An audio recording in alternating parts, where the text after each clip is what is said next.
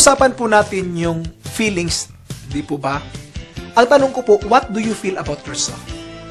Galit po ba kayo sa mukha ninyo? Galit kayo dahil yung ilong ninyo pango? Galit kayo kasi malaki yung tenga ninyo? O ano man yan?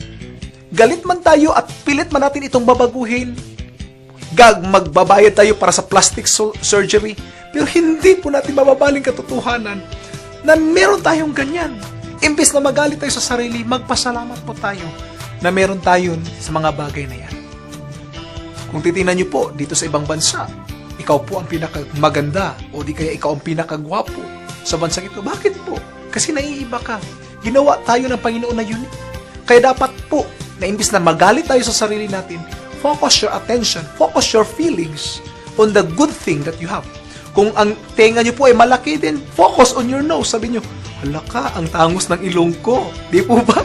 Maganda po na kung ang attention natin ay hindi doon sa masama, kundi doon sa magagandang bagay na meron tayo, you will appreciate your life, you will appreciate yourself. Kaya po, develop a good attitude, develop a positive feelings about yourself.